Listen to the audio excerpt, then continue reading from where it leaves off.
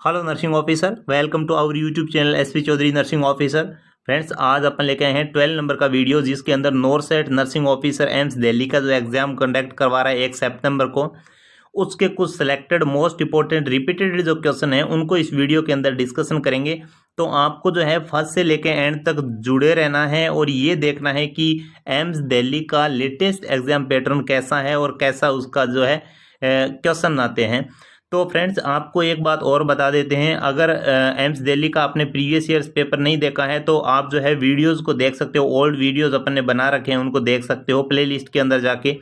और आपको पता है दिल्ली एम्स है वीडियोज बेसिस क्वेश्चन लाता है, इमेज बेसिस क्वेश्चन लेके आता है और प्रायोरिटी वाले क्वेश्चन ज़्यादा लेके आता है। तो अपन ने जो है प्रायोरिटी वाले क्वेश्चन के काफ़ी वीडियोज बना दिए हैं और चल भी रहे हैं, और इमेज बेसिस जो वीडियो हैं उनके भी 2 वीडियोस अपलोड कर चुके हैं सक्सेसफुली। तो आप उनको इमेज बेसिस वीडियो को देख सकते हो, और प्रायोरिटी वाले वीडियोस हैं 10 वीडियो सक्सेसफुली अपलोड कर चुके हैं, तो उनको आप देख सकते हो, ताकि आपको पता चल सके कि एम्स नर्सिंग ऑफिसर जो दिल्ली है वो कैसा एग्जाम पैटर्न रखता है। क्योंकि फ्रेंड्स, नॉरसेट एग्जाम है, एम्स दिल्ली कंडक्ट करवा रहा है, तो वो खुद का एग्जाम पैटर्न ही फॉलो करेगा। ओके, तो फ्रेंड्स, इस वीडियो को स्टार्ट करने से पहले आपको जो प्रीवियस वीडियो, कल का जो वीडियो था, उसके क्वेश्चन ऑफ द डे का जो क्वेश्चन रखा था अपन ने, उसके राइट आंसर की पहले बात करेंगे। बाद में इस वीडियोस के अंदर जो है अपन पूरी डिटेल से बात करेंगे। वीडियो बहुत ही इंटरेस्टेड होने वाला है, आप एक बार वीडियोस को देख के जरूर ये परख लें कि कैसा क्वेश्चन पेपर आता है। चलिए ओके फ्रेंड्स, चलिए स्टार्ट कर लेते हैं प्रीवियस ईयर्स के जो क्वेश्चन ऑफ द डे का जो क्वेश्चन था उसके राइट आंसर की बात। तो ये yesterday question of the day का क्वेश्चन था।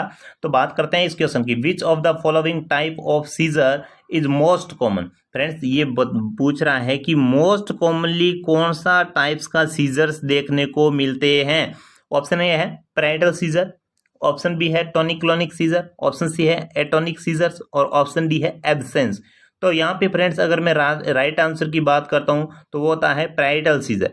ये option A is right answer. Partial seizure है ये राइट आंसर जाता है, क्योंकि ये मोस्ट कॉमनली सीजर्स देखने को मिलता है। ऑल ओवर जो सीजर्स होते हैं उसके में भी स्पेसिफिक अगर बात करें तो वो पैराइटल सीजर है, ये देखने को मिलता है। पार्शियल सीजर मोस्ट कॉमनली यहाँ पे देखने को मिलता है। ओके, चलिए फ्रेंड्स, बात कर लेते हैं इस वीडियो के फर्स्ट क्वेश्चन से स्टार्ट कर लेते हैं। आपको जो है विथ कॉपी पेन आप साथ रख सकते हो, क्योंकि आपको इस चीज़ का काफ़ी बेनिफिट होने वाला है। आपको है खुद का इवैल्यूएशन जरूर करना है, जैसे कि प्रीवियस वीडियो के अंदर बहुत अच्छे अच्छे कमेंट आए थे। इसके अंदर जो उसमें क्या आंसर आया था आपको बता देते हैं। उसने जो भी बंदे ने सोल्व किया था तो उसने क्या किया, जैसे मैं क्वेश्चन बोलता हूँ, आंसर बोलता हूँ, ऑप्शन का नाम लेता हूँ, उससे पहले उसने क्या किया, मेरे आंसर बताने से पहले खुद का आंसर क्लिक कर लिया और उसका मेरिट लिस्ट की तरह खुद का तैयार करके 10 क्वेश्चन में से कितने मेरे राइट हुए हैं उन्होंने ये कमेंट किया था। तो बहुत अच्छा लगा कि उन्होंने है साथ साथ में खुद का इवैल्यूएशन किया है as a test series. Okay, तो चलिए बात करते हैं फर्स्ट क्वेश्चन की। The nurse is checking patency of new right arm atrial artery venous fistula. What should be the action the nurse in this condition. Friends, एक क्या कर रही है, नर्स है वो चेक कर रही है पेटेंसी। पेटेंसी किसकी चेक कर रही है, राइट आर्म के अंदर है आर्टीरियल वेन फिस्टुला बना हुआ है। आर्टरी और वेन जो होती है फ्रेंड्स, उसको दोनों को कंडक्ट किया गया है, ऐसे कंडक्ट किया गया है, उसके अंदर फिस्टुला बना हुआ है, तो उसको चेक कर रही है। तो उसके अंदर क्या कंडीशंस है, मोस्टली चेक करेगी उसकी पेटेंसी की प्रॉपर है या नहीं है। ऑप्शन ए है auscultate the right brachial pulse, और ऑप्शन बी है auscultate the palpate the right radial pulse, और ऑप्शन सी है measure blood pressure in the right arm, और ऑप्शन डी है palpate the thrill and auscultate bruit over the fistula. तो friends, पहले तो ये बता देते हैं कि फिस्टुला क्या होता है। फिस्टुला होता है फ्रेंड्स, दो कोई भी चीजें होती है ना, उसका कम्युनिकेशन अगर हो जाता है तो उसको फिस्टुला बोलते हैं। अगर ये देखो, मैं आपको डायग्रामेटिकली बता देता हूँ। मान के चलो ये यहाँ से क्लोज था और ये आर्टरीज है और ये वेन है, इन दोनों को यहाँ से बीच में से कंडक्ट करवा दिया, ये फिस्टुला बन गया है। ओके, तो ये फिस्टुला बनाया हुआ है किसके बीच में, आर्टरी और वेन के बीच में। नर्स असेस करेगी कि ये प्रॉपर फंक्शनिंग है या नहीं है, इसके लिए नर्स क्या क्राइटेरिया फॉलो करती है। तो यहाँ राइट आंसर की बात करूंगा वो जाएगा ऑप्शन डी। कैसे, पाल्पेट द थ्रिल, इस चीज का थ्रिल और ब्रुंट, ये मोस्टली ध्यान रखना है। पालपेट करेगी तो थ्रिल टाइप्स के एंड अस्कल्टेट में ब्रुंट टाइप्स के फिस्टुला के ऊपर की जो साइड होती है वहां पे ये साउंड या फिर ऐसा फील होता है। जैसे फिस्टुला ऐसे बना होता है, मैंने आपको रफली बना के दिखा दिया है। तो यहाँ पे अगर पालपेट करते हैं तो थ्रिल और ब्रुंट टाइप्स के साउंड आते हैं। तो ये इंडिकेट करता है कि जो आर्ट्रियल वेन फिस्टुला है ये प्रॉपरली फंक्शनिंग है। ओके, तो यहाँ पे राइट आंसर की बात करते हैं तो जाता है option D is the right answer. चलिए फ्रेंड्स, बात कर लेते हैं क्वेश्चन नंबर 2 की। Which of the following is a symptom of increased intracranial pressure. Friends, ICP है, ये बढ़ा हुआ है। ओके, किसका सिम्टम है आईसीपी का? That should be report immediately to the health care provider. Friends, क्या करना है आपको? इंक्रीज आईसीपी है, इंक्रीज आईसीपी को सिम्टम को देखना है, और कौन सा ऐसा सिम्टम अगर आपने को देखने को मिलता है तो अपना हेल्थ केयर प्रोवाइडर है, जो डॉक्टर्स हैं, उनको इमीडिएटली रिपोर्ट करेंगे, उसको इन्फॉर्म करेंगे। सीधी सी भाषा के अंदर बात करूं तो ये बोल दूं कि इंक्रीज आईसीपी के अंदर ऐसा कौन सा सिम्टम देखेंगे जिसकी वजह से अपने को ये नहीं इंतजार करना कि क्या हो रहा है, तुरंत डॉक्टर को इन्फॉर्म करना है। ऐसा कौन सा सिम्टम होता है? ऑप्शन ए है कॉन्ट्रैक्ट प्यूपिल, और ऑप्शन बी है डिक्रीज लेवल ऑफ कॉन्शियसनेस, और ऑप्शन सी है नैरोइंग पल्स प्रेशर, और ऑप्शन डी है ब्रेडिपनिया। फ्रेंड्स, यहाँ पे अगर मैं राइट आंसर की बात करूं तो वो जाता है ब्रेडिपनिया। ब्रेडिपनिया होता है रेस्पिरेशन रेट है, अगर उसका कम हो रहा है तो अपन क्या करेंगे? इमीडिएटली जो है हेल्थ केयर प्रोवाइडर या डॉक्टर्स होता है उनको रिपोर्ट करेंगे, उनको इन्फॉर्म करेंगे अगर ब्रेडिपनिया सिम्टम इंक्रीज आईसीपी के अंदर देखने को मिल रहा है तो। ओके, तो इसके साथ में अगर आपका पास थोड़ा टाइम है तो दो चीज़ें आपको कंपनसेट करके बता देता हूँ। दोनों चीज़ें आपके भविष्य में काम आएगी और बहुत ज़्यादा इंपॉर्टेंट चीज़ें हैं और आपको कन्फ्यूजन से भी बचाएगी। तो चलिए अभी आपको एक अलग से चीज़ बता देते हैं, थोड़ा सा इसके हटके। तो यहाँ पे मैंने ऐसे बनाया और इंक्रीज आईसीपी यहाँ है, इंक्रीज आईसीपी, और यहाँ है शॉक। ओके, आप इस चीज को स्पेशली ध्यान रखना है कि मैं ये इंडेक्स टाइप में बना रहा हूँ, मेरा जो है टाइपिंग का यहाँ पे पूरा सिस्टम नहीं है, जिस वजह से आप मेरी वॉइस पे ज़्यादा ध्यान दीजिए और मैं कुछ पॉइंट्स के अंदर लिखने की कोशिश कर रहा हूँ, आप उस चीज़ को ध्यान दीजिए। तो इंक्रीज आईसीपी के अंदर देखने को मिलता है फ्रेंड्स कुशिंग ट्रायड। आपको पता है कुशिंग ट्रायड देखने को मिलता है इंक्रीज आईसीपी के अंदर, और कुशिंग ट्रायड मोनोड्राई ट्राई ऐसे केमिकल जो न्यूमेरिकल होता है उनके हिसाब से कुशिंग ट्रायड, ट्रायड का मतलब होता है तीन सिम्टम देखने को मिलते हैं। वो कौन कौन से होते हैं? इंक्रीज होती है बीपी हाइपरटेंशन, सेकंड होता है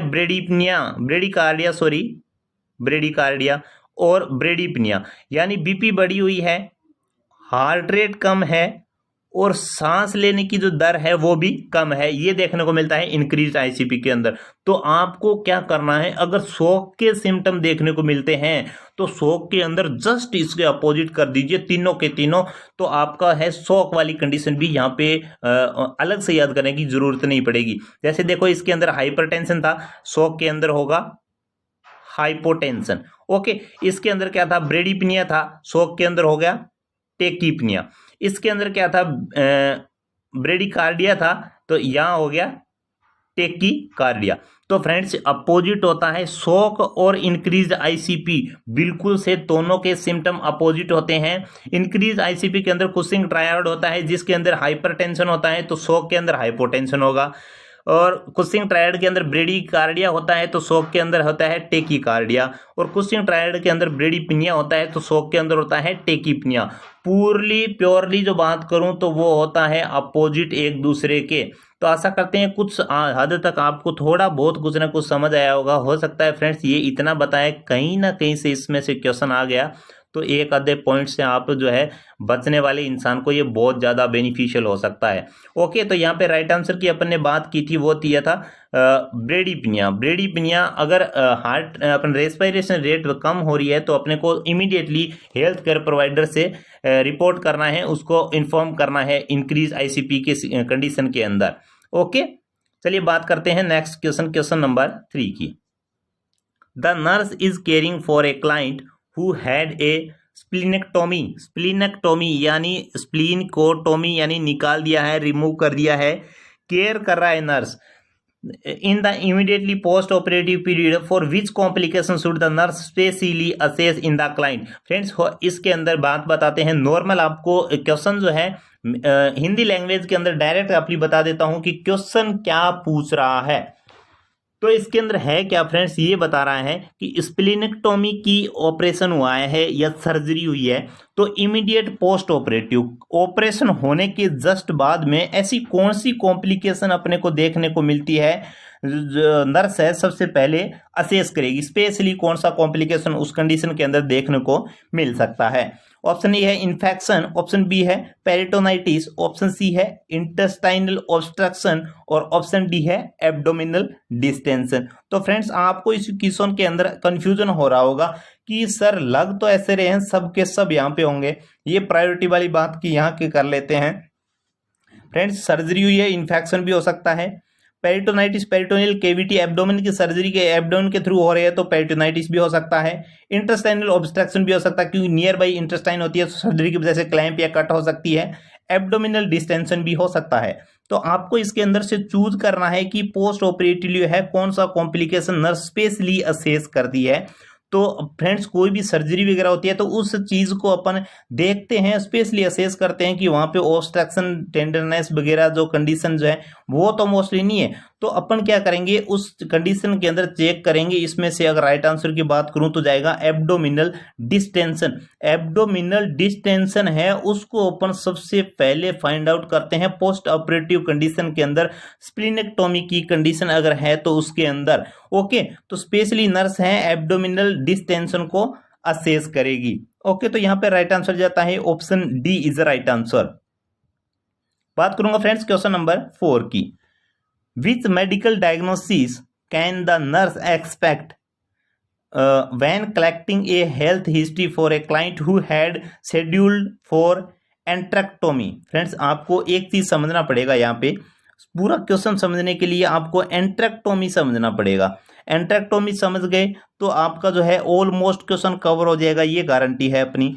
ओके तो यहाँ पे एक्सेप्ट नहीं है एक्सपेक्ट है, हर बार बोलता हूं इस चीज का इसमें ध्यान रखना है। आप इसको एक्सपेक्ट कर सकते हो, एक्सेप्ट कर सकते हो, आप जो है कंफ्यूजन के अंदर कुछ भी समझ सकते हो, इसलिए आपको इस जो मेन चीजें होती हैं उनको क्लिक कर लो, उसको पॉइंट बना लो ताकि आपको क्वेश्चन के अंदर आसानी रहे। पहले बात करते हैं एंट्रेक्टोमी क्या होता है।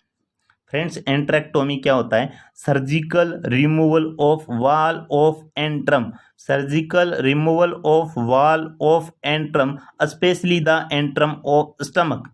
अब समझ आया होगा कुछ, सर्जिकली है एंट्रम वॉल होती है वॉल होती है उसको रिमूव कर दिया जाता है, और स्पेशली स्टमक की अगर वाल के एंट्रम जो वाल के एंट्रम है उसको रिमूव किया जाता है तो उसको बोलते हैं एंट्रेक्टोमी। एंट्रम पार्ट होता है स्टमक का वाल का, उसको रिमूव करना एंट्रेक्टोमी कहलाता है। तो एक्सपेक्ट दे रखा है यानी इसमें शामिल किया गया, एक्सपेक्ट का इतना कोई रोल नहीं है क्योंकि एक्सेप्ट होता तो पूरा क्वेश्चन चेंज हो जाता। अभी बात करते हैं diagnosis can nurse expect the collect health history to client who had scheduled for antrectomy. तो डायग्नोसिस के अंदर क्या चेक करेगा, ऑप्शन ए है कैटरेक्ट, ऑप्शन बी है गैस्ट्रिक अल्सर और ऑप्शन सी है ऑस्टियोस्क्लेरोसिस और ऑप्शन डी है ट्राइजेमिनल न्यूरल्जिया। तो मैंने आपको एंट्रेक्टोमी की आपको डेफिनेशन के टाइप में नॉर्मली बताया, तो आप जो है जनरली इस कंडीशन को समझ सकते हो कि स्टमक से रिलेटेड ओनली 4 ऑप्शन बी जो है मैच कर रहा है, और कोई इसके अंदर ट्राइजेमिनल न्यूरल्जिया है, ऑटोस्क्लेरोसिस है, कैटरेक्टाइटिस से कोई लिंक नहीं है। तो ऑप्शन बी अपना राइट जाता है यहाँ पे कि गैस्ट्रिक अल्सर है तो उसको डायग्नोसिस करेगी नर्स एंट्रेक्टोमी करने के बाद में। मान के चलो शेड्यूल बाय शेड्यूल कोई क्लाइंट है उसका एंट्रेक्टोमी हुई है यानी स्टमक की जो एंट्रम वाल है उसको रिमूव किया गया है, तो उसके बाद नर्स क्या असेस करती है, सबसे पहले यही असेस करेगी कि गैस्ट्रिक अल्सर वगैरह तो नहीं हो रहे हैं उसके अंदर। तो option B is right answer. Okay तो फ्रेंड्स कैसा लगा वीडियो, अगर वीडियो अच्छा लग रहा है ना तो प्लीज़ वीडियोस को लाइक ज़रूर कर दीजिए, आपके लिए इतनी मेहनत करते हैं, आपका एक लाइक तो बनता ही है। ओके तो फ्रेंड्स बात करते हैं क्वेश्चन नंबर 5 की। What nursing action will most help a client obtain maximum benefit after postural drainage. Friends बात करता हूं क्वेश्चन नंबर 5 की, तो ये बोल रहा है most help a client obtain maximum benefit after postural drainage. Postural drainage है, उसके बाद में अपने को क्या करना है जिसकी वजह से मैक्सिमम बेनिफिट अपने को हो सके, अच्छा बेनिफिट अपने को मिल सके। ऑप्शन ए है administer PRN oxygen, option B है place the client in sitting position, option C है increase the client to rest for 30 minutes, और ऑप्शन डी है increase the client to deeply coughing. तो friends अपने सभी को पता है कि पोस्चुरल ड्रेनेज जैसी कंडीशन ये होती है, तो उसके अंदर क्या होता है, इंक्रीज करते हैं डीपली कफिंग को, जिसकी वजह से है पोस्चुरल ड्रेनेज होता है वो प्योरली अच्छा रहता है, उसके अंदर एक्सपांड होते हैं लंग्स, इसलिए है increase the client to deeply coughing को अपन क्या करते हैं मैक्सिमम बेनिफिशियल मान के उसको ऑब्टेन करवाया जाता है ओके पेशेंट से। तो पोस्चुरल ड्रेनेज के बाद में क्या करते हैं, क्लाइंट को डीपली कफिंग ब्रीदिंग लेने को बोला जाता है। यहाँ पे राइट आंसर की बात करूं तो वो जाता है option D is the right answer. Okay चलिए बात करते हैं फ्रेंड्स क्वेश्चन नंबर 6 की। The process of assessing patient who come to emergency department. Friends process है कौन सी असेस करने की, कौन सी प्रोसेस है पेशेंट को असेस करने की, ऐसी कौन सी पेशेंट है कौन सी प्रोसेस है जिसके अंदर जो पेशेंट है इमरजेंसी डिपार्टमेंट के अंदर अगर आए हैं to determine the management priorities is called.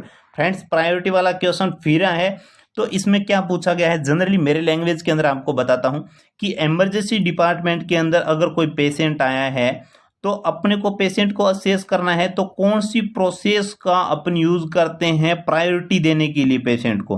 बहुत सारे पेशेंट आगे मान के चलो, तो उनमें से भी एक पेशेंट को अपना प्रायोरिटी देना है कि सबसे पहले इस पेशेंट का ट्रीटमेंट करना चाहिए, इस पेशेंट की केयर करनी चाहिए।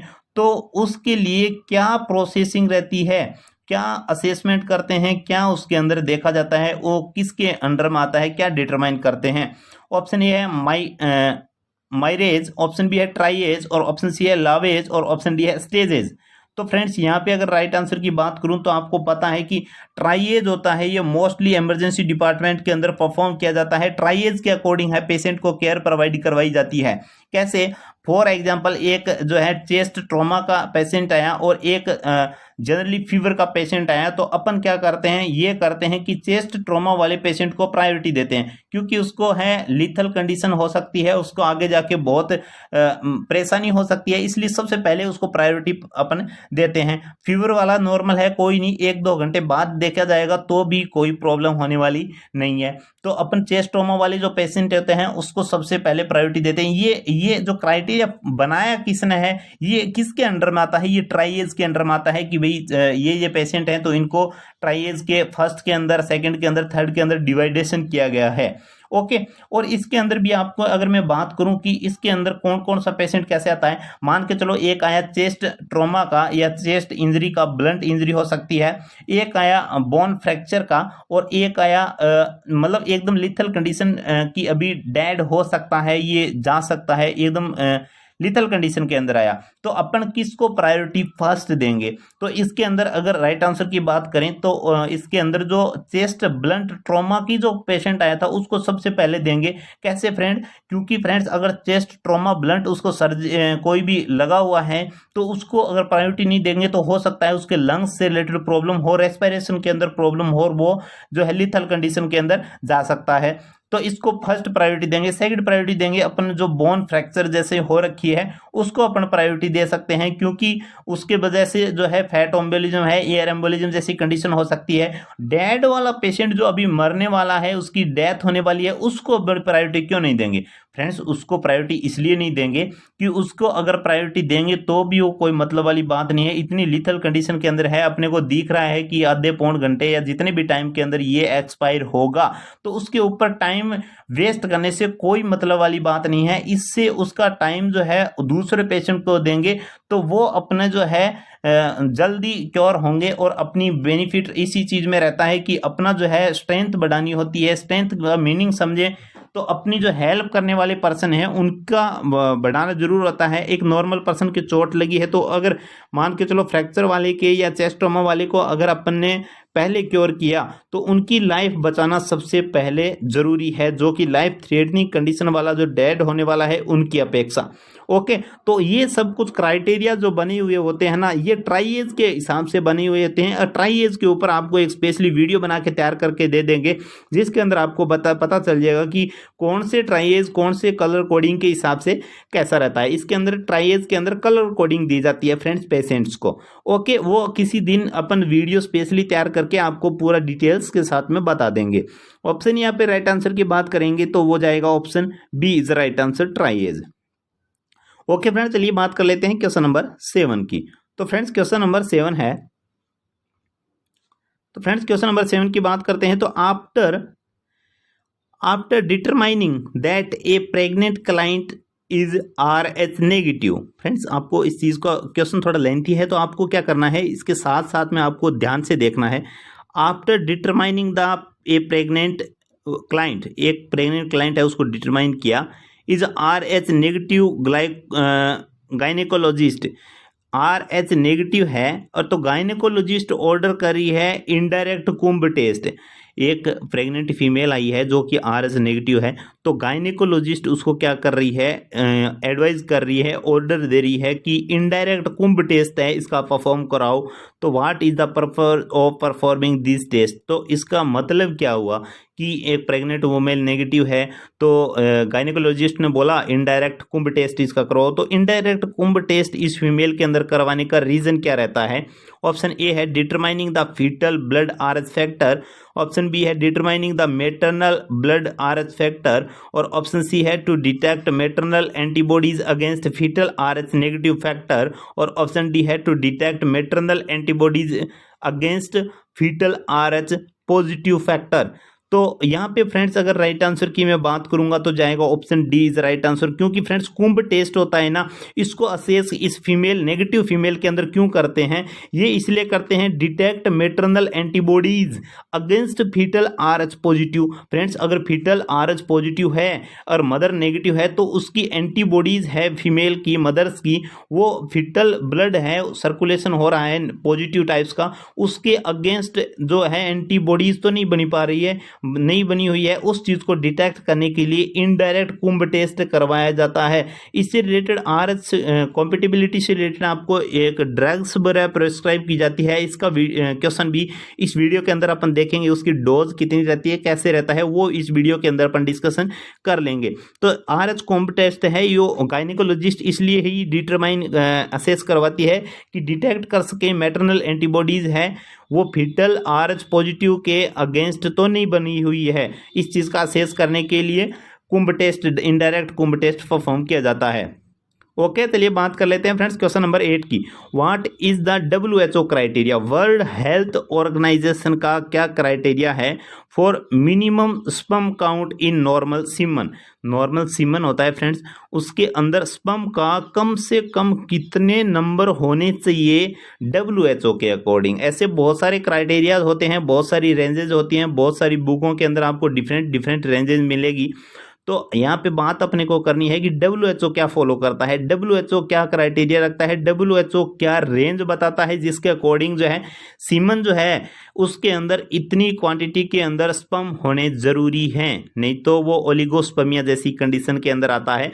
तो उसकी नॉर्मल स्पर्म की अपन बात करते हैं कि रेंज के अंदर इतना होना चाहिए, उससे कम है तो ओलिगोस्पर्मिया कंडीशन के अंदर, या उनके टर्म्स अपन बोल सकते हैं। तो ऑप्शन ए है 60 मिलियन, ऑप्शन बी है 20 मिलियन, ऑप्शन सी है 15 मिलियन और ऑप्शन डी है 30 मिलियन। तो फ्रेंड्स यहाँ पे अगर राइट आंसर की मैं बात करता हूँ तो जाता है 15 मिलियन। फ्रेंड्स 15 मिलियन से अगर स्पर्म कम है सीमन के अंदर तो वो क्या करते हैं, उसको ओलिगोस्पर्मिया के अंदर काउंट कर लेते हैं, यानी स्पर्म जो है बिल्कुल से कम है, ओलिगोस्पर्मिया नॉर्मल रेंज से कम है। अगर 15 मिलीग्राम से मिलियन से लेके 120 बोल सकते हैं या 100 मिलियन तक अगर है तो वो नॉर्मल होता है। तो मिनिमम की यहाँ पे बात की है तो कम से कम 15 मिलियन तो होने ही चाहिए। 15 मिलियन से कम है तो वो ओलिगोस्पर्मिया के अंदर जाता है। नॉर्मल रेंज इसकी होती है 15 मिलियन से 100 मिलियन या 15 मिलियन से 120 मिलियन इसकी नॉर्मल रेंज होती है। तो यहाँ पे WHO के अकॉर्डिंग जो है मिनिमम स्पर्म की काउंट है 15 मिलियन होना जरूरी होता है। तो यहाँ पे राइट आंसर की अगर बात करता हूँ तो वो जाता है option C is right answer. Okay, चलिए फ्रेंड बात कर लेता हूँ क्वेश्चन नंबर 9 की। 7 week after the conception of growing structure inside a uterus is also known as. Friends 7 week हो चुके हैं, 7 week of conception growing structure inside the uterus, यानी फर्टिलाइजेशन होने के 7 दिन बाद में जो कंजप्शन हो रहा है, जो कंजप्शन है, जो स्ट्रक्चर है यूट्रस के अंदर, उसको अपन किस टर्म से जानते हैं 7 वीक के बाद में। Okay, option A zygote, option B है एम्ब्रियो और ऑप्शन सी है फीटस, ऑप्शन डी है नियोनेट। तो यहाँ पे राइट आंसर की बात करूंगा तो वो जाएगा एम्ब्रियो। एम्ब्रियो बोलते हैं फ्रेंड्स जिसको, जो क्या करता है कि 7th वीक हो जाते हैं आफ्टर कंजप्शन के 7 वीक, तो उसको एम्ब्रियो बोलेंगे। अभी आपको डिवाइड करके बता देते हैं कि 7 वीक इसका फिक्स नहीं होता है फ्रेंड्स। इसके अंदर जाइगोट के अंदर अलग टाइम रहता है, एम्ब्रियो के अंदर अलग रहता है, फिटस के अंदर अलग रहता है और नियोनेट के अंदर अलग रहता है। तो आपको है एक बार ध्यान से देखना है, टाइपिंग ना कर पाऊँ तो भी कोई दिक्कत नहीं है, आपको जो है खुद नोट कर सकते हो या इसको देख सकते हो। जाइगोट के अंदर क्या होता है फ्रेंड, 0 वीक से लेके और 1 वीक तक होता है, ये टाइम पीरियड होता है। इसके अंदर जो फर्टिलाइजेशन होने के 0 से 1 वीक तक का टाइम होता है वो जाइगोट के अंदर आता है। ओके, फिर इसके बाद क्या होता है 2 वीक से लेके 8 वीक तक का अगर टाइम है तो वो क्या होता है, एम्ब्रियो के अंदर आता है। जो कि अभी 7 वीक का है तो 2 और 8 के बीच का है तो एम्ब्रियो के अंदर आता है। ओके, फीटस की अगर बात करूं तो वो होता है मोर देन 8 वीक्स का अगर कंजप्शन है यूट्रस के अंदर तो वो होते हैं, उसको फीटस बोलते हैं अगर 8 वीक से ज़्यादा हो गया है तो। नियोनेट कब बोलते हैं, बर्थ हो जाता है फ्रेंड, जब भी डिलीवरी होने के बाद बेबी बाहर आ जाता है, बर्थ हो जाता है, तब से लेके 1 मंथ यानी 28 डेज ऑफ पीरियड होता है, उस टाइम्स को अपन नियोनेट बोलते हैं। नियोनेट को 2 भागों के अंदर डिवाइड किया होता है, एक तो होता है 7 डेज तक अर्ली नियोनेट और एक होता है 28 डेज तक होता है लेट नियोनेट। ओके, तो आशा करते हैं आपको ये सब कुछ समझ आ गया होगा। तो यहाँ पे राइट आंसर की बात करें ना 7 वीक के अंदर तो एम्ब्रियो जाता है, क्योंकि ये 2 to 8 वीक्स के अंदर एम्ब्रियो कहलाता है। तो बी इज राइट आंसर। चलिए फ्रेंड्स बात करते हैं क्वेश्चन नंबर 10 की। Which of the following dose of RH immunoglobulins RHOGAM is appropriate for a pregnant client at 28 week of gestation? Friends, ये 28 वीक ऑफ गेस्टेशन यानी 7th मंथ की pregnancy है, 7 महीने की प्रेगनेंसी है, तो RH इम्यूनोग्लोबुलिन्स उसको देना है। तो कितनी डोज अपन उस क्लाइंट को, उस प्रेग्नेंट फीमेल को प्रेस्क्राइब करेंगे, ध्यान से देखना इस क्वेश्चन को, क्योंकि इसके अंदर क्या होता है रेंज फ्रेंड्स अलग अलग जो है अपने मात्रक होते हैं, अपने यूनिट बोल सकते हैं, उसके अंदर डिवाइडेशन के अंदर आ सकती है। तो आपको दोनों रेंज बताऊंगा, 2 रेंज बताएंगे, उसके अंदर आपको दोनों को दोनों ध्यान में रखना होगा। हो सकता है एक आपको पता हो, दूसरी सेकंड वाली नहीं पता हो और वही रेंज आ गई तो आपको प्रॉब्लम हो सकती है।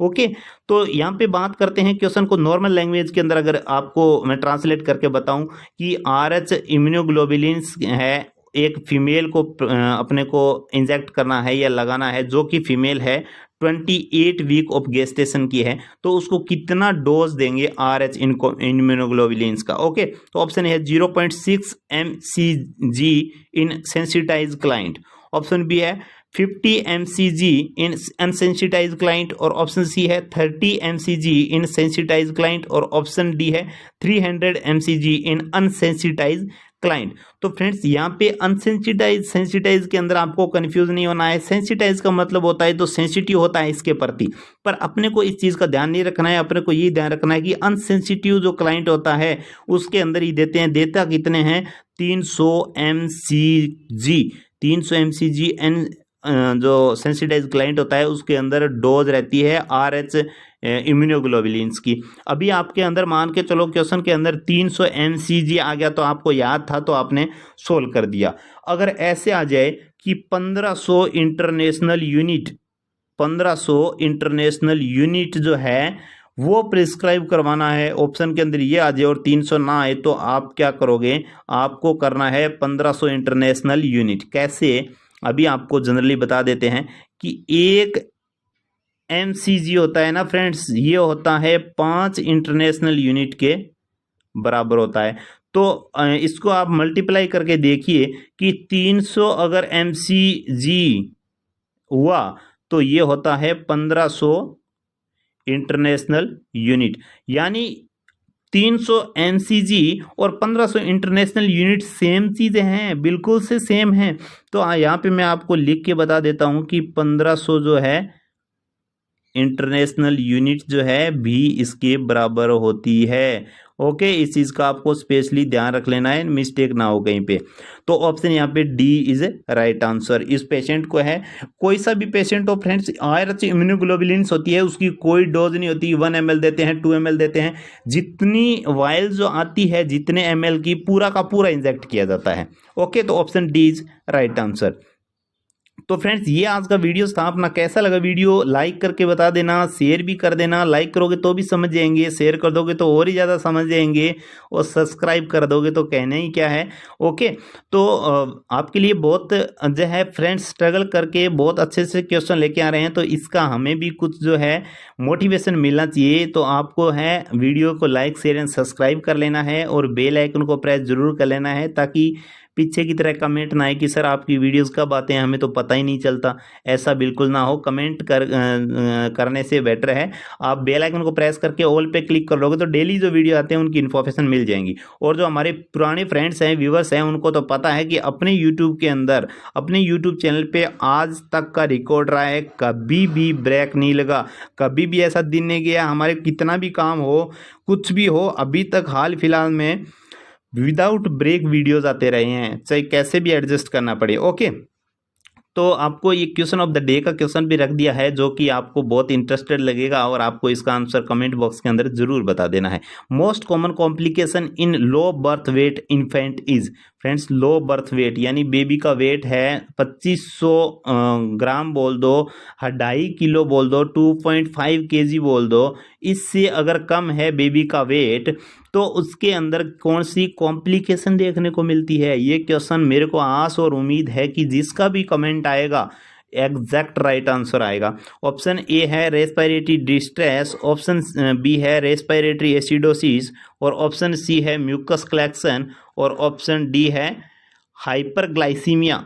तो फ्रेंड्स आपको है ABCD तो लिखना ही नहीं है, क्योंकि आप अभी तो पुराने हो चुके हैं अपन, तो अपने को पता है। क्योंकि फ्रेंड्स ओल्ड क्वेश्चन है उनके भी ABCD आते हैं, इनके भी ABCD क्वेश्चन के अंदर ऑप्शन कमेंट के अंदर आते हैं, तो समझ नहीं पाते कौन से क्वेश्चन का आंसर आया है। तो आपको जनरली इनके नाम लिख के मेरे को बता देना है कमेंट के अंदर, मैं आपको रिप्लाई ज़रूर करूंगा। और इस वीडियो के ये क्वेश्चन है, इसको नेक्स्ट डे का जो वीडियो होगा, कल का वीडियो होगा, उसके अंदर अपन डिस्कशन कर लेंगे। ओके, तो कैसा लगा वीडियो आपको बता देना है कमेंट करके, और फ्रेंड्स अपने फ्रेंड्स को शेयर ज़रूर कर देना, ताकि अपनी बड़ी कम्युनिटी बन जाएगी ना, बड़ा ग्रुप बन जाएगा, तो अपन लाइव क्लासेस स्टार्ट करेंगे। क्योंकि लाइव जो आपकी प्रॉब्लम्स है ना फ्रेंड्स, वो वहीं की वहीं सॉल्व हो जाएगी। तो आपको कमेंट वगैरह के ज़्यादा नहीं करने पड़ेंगे और नहीं वेट करना पड़ेगा कि इसका आंसर क्या रहेगा। आपके क्वेश्चन मार्क जो है माइंड के अंदर बिल्कुल से नहीं रहेंगे, इसलिए लाइव क्लास अपन स्टार्ट कर देंगे। ओके, तो आपको है एक बड़ा ग्रुप बनाना होगा एज ए फैमिली। आप जो है अपने फ्रेंड्स को, पूरे फ्रेंड सर्किल को शेयर कर दीजिए कि यहाँ पे अपने free of cost online test series available है, और लेटेस्ट एग्जाम पैटर्न के हिसाब से डेली क्वेश्चन प्रैक्टिस करवाई जाती है, और लेटेस्ट जॉब इन्फॉर्मेशन भी यहीं पे मिलता है।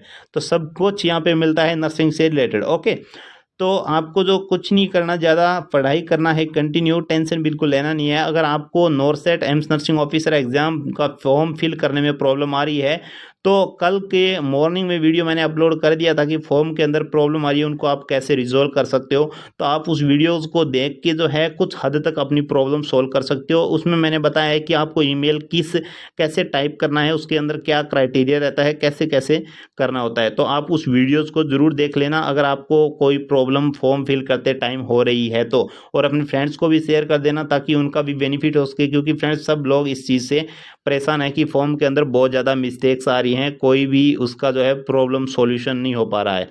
ओके, तो please like and subscribe our YouTube channel SP Chaudhary nursing officer. धन्यवाद friends, good bye, best of luck, continue study, bye bye.